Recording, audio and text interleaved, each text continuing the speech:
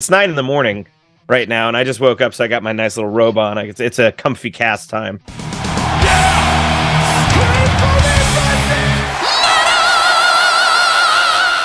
Hey everyone, welcome to the channel. My name is Belgian Jasper. If this is your first time in the channel, hit subscribe right now.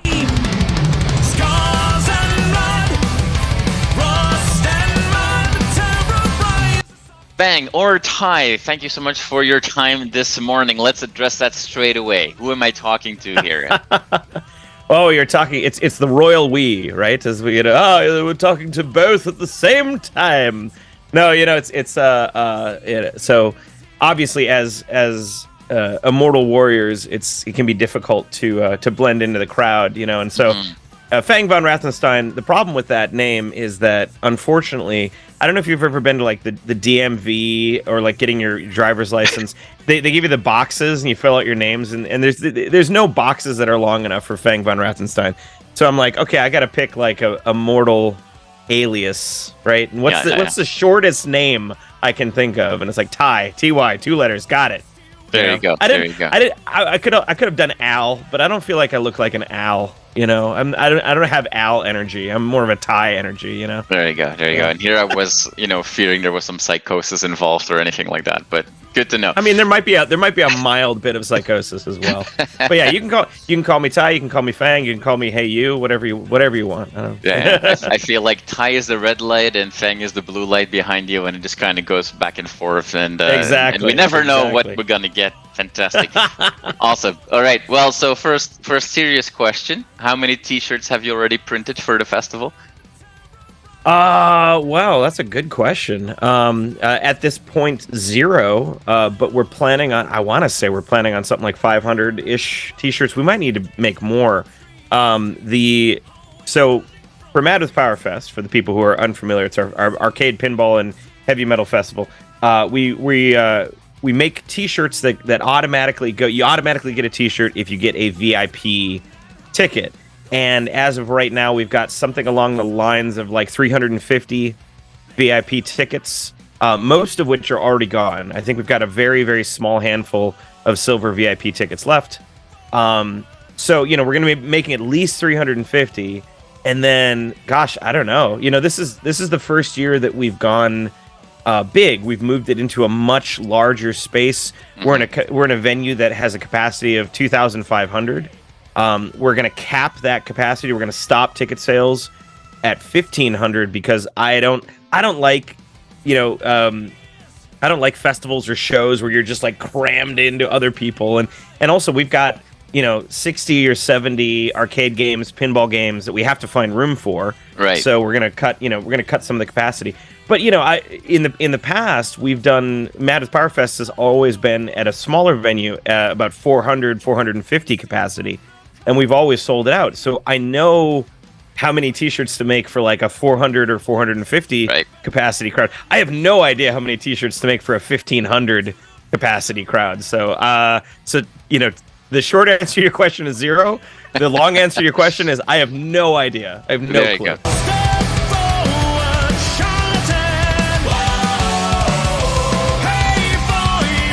And the key word that you use there is also make, where other people that either are in a band or run or host events, and you do both.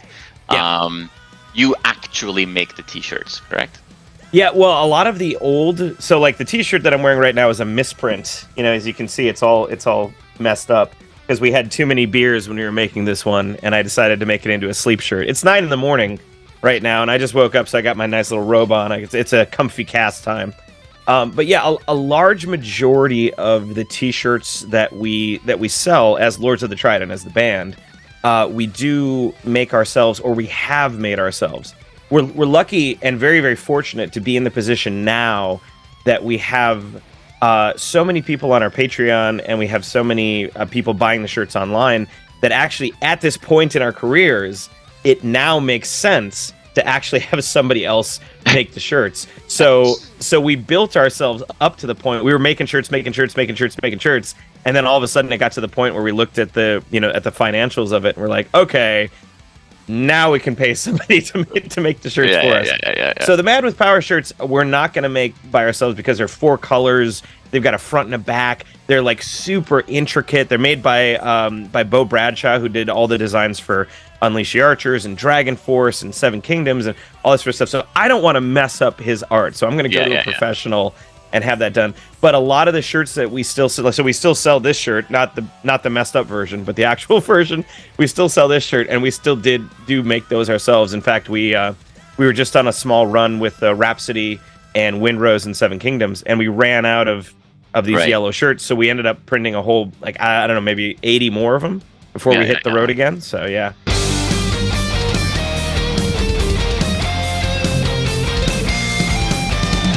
Before we go on with music and festivals, Madison, Wisconsin, I don't think I've ever been. It's kind of in between Minneapolis and Chicago. Minneapolis, I have been, known for its, at least I know it for its craft beer scene. I obviously have been to Chicago many times, known for its live music. So in between craft beer and live music, Madison, what's Madison about? We've got both. There you go. If you think Minneapolis's craft beer scene is good, Madison blows it out of the wall. I am a beer, I'm a beer nerd, and let me tell you, Madison has got some incredible breweries, and the beer selection just in Wisconsin, we are absolutely spoiled rotten here in Wisconsin, in Madison, because just the craft beer selection that comes in from all over is insane. I've traveled all over the U.S. with the band and international and all that sort of stuff. Nothing comes close to Madison or just the Midwest area in general. There is so much beer culture here. There's so many breweries. I can think of 9 breweries off the top of my head that live in Madison, and there's probably 20 more that I've forgotten about. But yeah, we have just an incredible beer scene here, and the music scene in Madison is amazing. How I like to equate it is there's a lot of I've been in a lot of music scenes. I've seen a lot of big city music scenes, and the word that comes to mind with scenes like Milwaukee, scenes like Minneapolis, scenes like Chicago is adversarial. There seems to be, and this is an outsider's perspective mostly, but there seems to be an idea that bands are kind of fighting with each other and vying for position, and he got that spot. Oh, I was supposed to get that spot. That kind of feel. Where in Madison, it feels a lot more collaborative. Right. It feels a lot more like we're all going to each other's shows. We're all supporting each other. There's a lot of actually big music companies in Madison. Frank Productions is a touring and logistics company that handles touring logistics for Metallica. Broad Jam is the number one or number 2 placement company for TV and radio and film and that kind of stuff. We've got Sonic Foundry. We've got so much amazing music culture here in Madison that it very oftentimes gets overlooked. Bands will go to Milwaukee, bands will go to Chicago, bands will go to Minneapolis because there's more people there. But I don't know, the vibe in some of those places is just not as cool as in Madison. And there's also way better parking situation, way less way less big city problems. It's a big city, but it's not. It's like a small big city.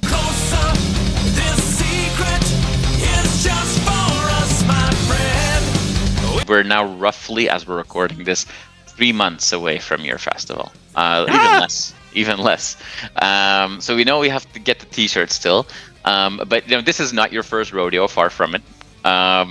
So at this point, does that mean that you're kind of on top of things and you know what's going on? Or because this is a bigger edition, is this you're not going to sleep for 3 months now? So because I've had so much experience running just festivals in the past, I know what I need to do, and I've got a big to-do list, and most of it is on a holding. Most of it is okay at this point. The big question comes in. This is a new venue. This is 4 times the size that we've done before in terms of just general square footage. So the real big question will come week of, day of, I know how to run a festival at a 500 capacity venue. I know exactly how many pinball machines I need. I know exactly how many arcade machines I need. This year is going to be starting over fresh because we're in a brand new space. We've got 4 times the audience, 4 times the pinball. We've got much bigger problems to deal with, and we've got much more opportunity to do something cool in this new, big, huge space. So yeah, it's gonna be like, you know, like hair falling out for about a week before and after.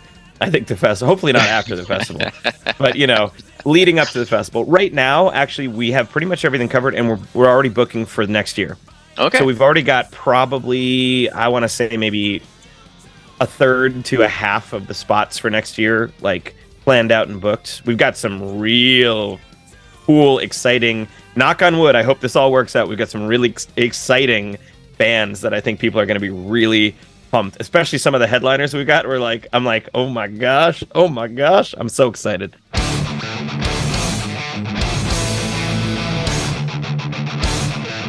Now, yeah, you say we've got an opportunity to do something really cool, and doing something really cool is also kind of like the mantra of Lords of the Trident, to ridiculous levels in any direction. So to make it a little bit of a forced segue into the music. No, I like that. The segue was perfect. Thank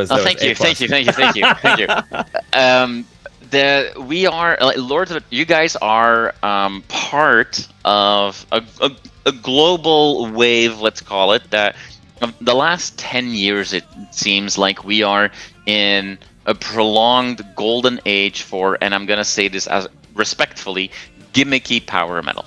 Where if you look at the bands that are doing well, including including European bands that are now also finally getting some serious traction in the States. You already mentioned Rhapsody and Windrose. Think about your Sabatons. Think about Glory Hammer and Ailstorm and Powerwolf and all this stuff. They all have quote unquote a gimmick to their band as well. What's that like, for you, where it's, yes, the music has to be there, the passion has to be there, but it's a reality that it has to be more than that now. And I'm sure there's great things that come with that. There's also a lot of headaches that come with that. Maybe just as simple as, is my armor flexible enough, and is there an easy way to go to the washroom? Like something like that. What's that been for you in these, in all this time that you've been with the band? Is that at times an unwanted pressure? Because nobody's going to accept that you guys just go on stage in t-shirts and shorts playing Smoke in the Water, right? Like that's just not going to happen anymore. Yeah, the biggest logistical concern that we've run into with armor and costumes and stuff like that is actually doing laundry on tour. It's almost impossible, and I have apologized multiple times to the people, especially like on our European tour in Vienna. Like it was day 6, and we thought we were gonna get like a laundry, and we didn't bring enough like undershirts and stuff like that. And so people came up to us at the merch booth, and I was like, "I'm sorry, I know, I realize I don't like this any more than you do. I'm so sorry, But I think so.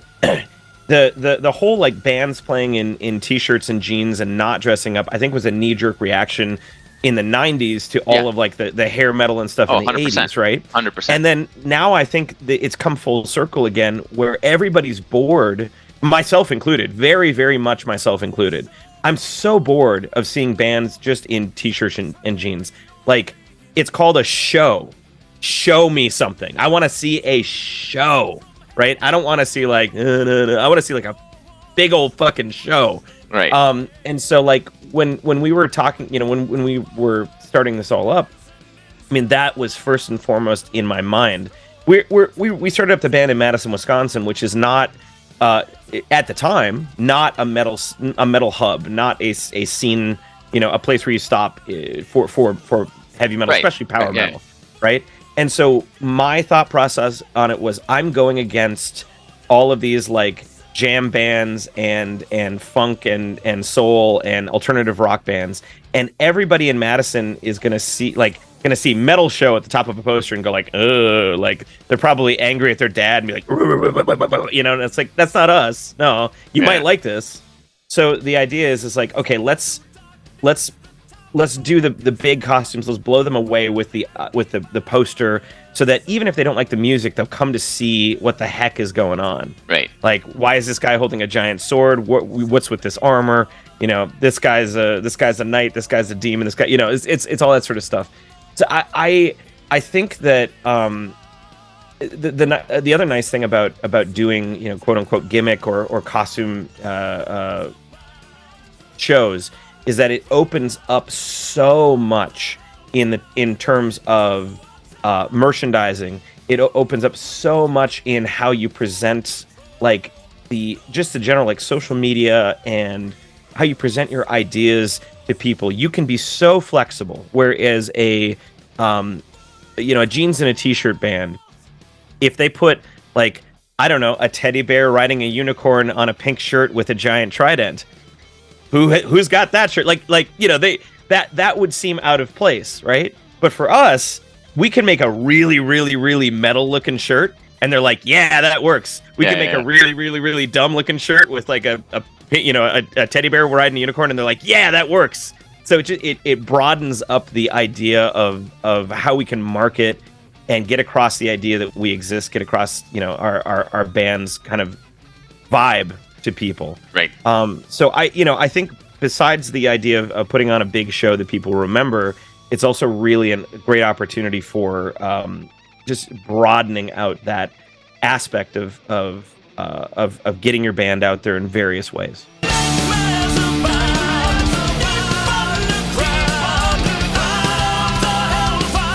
You talk about, you know, wielding a sword, but that sword, here's another segue for you, is also a double-edged one, right? Because I was talking about this with, you know, you just played with Windrose, so I was talking to Francesca of Windrose, the singer of Windrose, and we were talking about this, you know, their latest album. A monumental song on that album is called The Mountain. It's like an epic, you know, song, closes the album. And the song is about dealing with mental health and the struggles and the depression and so on. But because they're a gimmicky band, no. Windrose, you're diggy hole and you're fun and you're, you know, wielding a hammer in their case, or an axe, not so much a sword. So all of the right things that you just say and all the benefits that come with that, does it sometimes feel, because I'm sure that you also pour deeper thoughts and different meanings and use metaphors and what have you into your art, but 99% of your audience is also not going to look for those and will pass over or glance over a deeper meaning that you want to express as well, or, you know, whatever. Is that just a reality you have to accept because of the benefits that you just talked about? You're just not going to, you know, your song might not be looked at as Stairway to Heaven and what is that all about and so on? Like, yeah, I mean, I think it depends on how you differentiate your music from your live show. With Lords of the Trident, I mean, we just released an album that was a tragedy. It was a concept album that was a tragedy. There was a lot of like really heavy concepts on there. A lot of the fans use like hashtag cry pit, you know, for a couple of the songs where they're like, we're not going to do a mosh pit. We're going to do a cry pit. We're just going to call it, you know. And I think, you know, Glory Hammer is a good example here where the albums that they put out are all in line very much with their sort of fantastical stage outfits, and the music that they make is like dumb, ridiculous, over the top, talking about unicorns and Dundee and like, you know, ancient swords and stuff like that. So their stage package and their music package all kind of works together. Now that, I would say, does limit them when they want to do something, you know, heavy, you know, sad, difficult. That makes it hard to do. For us, you know, we sort of started out in like maybe the first album, maybe the second album of like a little bit more silly and ridiculous and you know, dumb lyrics, like being metal to be, very, very metal. Right. And then as we go on, as we get past like Chains on Fire and get into Plan of Attack and Frostburn and all this sort of stuff, there's really for us there was a lack of songs that were silly for the purposes of being silly.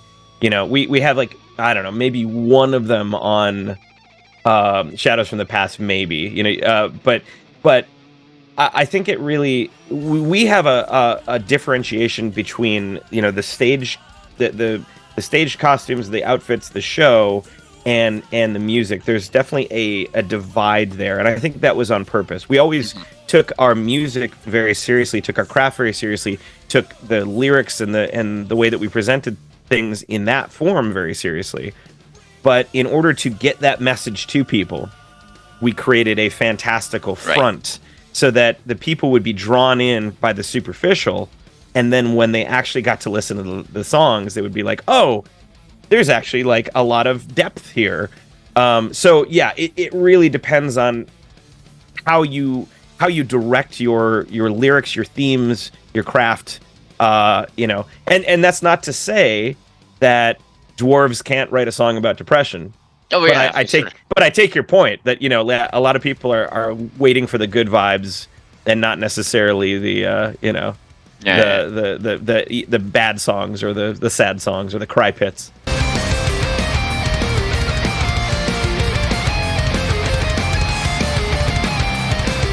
There's a million things I can still ask you, but in the interest of time, I know that you're extremely busy right now with the festival, and you just did a tour of the United States. You did the show with Rhapsody and Windrose. What should we keep our eyes open for? Like, as long as this festival is coming closer, is that 100% of your focus right now, or is there other things that might pop up still? Yeah, so right now we're working on an EP that we hope to have finished and wrapped up and recorded by maybe this year, probably by this year. We're taking a bunch of the extra songs that didn't quite make the cut for the offering and making just a small little sample EP, kind of almost following this in the footsteps of Unleash the Archers in a bit, where it's like, they just released a little 2-song, 3-song thing. Ours is going to be a longer EP. It's going to be like six-ish songs. Maybe 7. It might, some people might be like, EP, what a deal. But we've got that pretty much written, and then we're just rehearsing it right now. We have another Japan tour planned for the end of 2024, and we're bringing another band along with us who shall remain nameless at this moment. But I think people will be very excited to hear who we're partnering up with for that. We've got a bunch of smaller kind of local shows. We're working on a little mini tour out to Montreal and back. But yeah, I mean, essentially we're going to finish up the plan is to finish up this EP, do a few shows here and there, really focus on writing. We're going to be a little bit more dormant in terms of not playing as many shows this year and maybe early part of next year, and really focus on continuing to write, put the next album out. We've already got like demos for songs for that, but yeah, we're just gonna keep the train moving forward. Of course, I'm always working on like the next power metal opera battle, the next power converter for YouTube. I've got something coming out with Jason Ashcraft pretty soon. It's just always busy around here. We're pretty much just constantly doing something. So I feel like we're never really in rest mode all that much, which is maybe a good thing, maybe a bad thing. I don't know. But it seems fun. He says wearing a house coat. Yeah, right. I don't think I'm ever really resting or lounging all that much. Acolyte, no one lives in black and white. Whoa, ignore the evil that... All right. Well, thank you so much for your time today and spending those precious moments in the morning answering some of my questions. I look forward to all the updates and more music coming our way, and we can starting that final countdown for August 18-19 in Madison for the festival. So fantastic! Thank you so much for your time today. I really appreciate it, and I wish you all the best in the next few weeks. And I hope that you get some sleep, man. I will eventually get some sleep. Yes.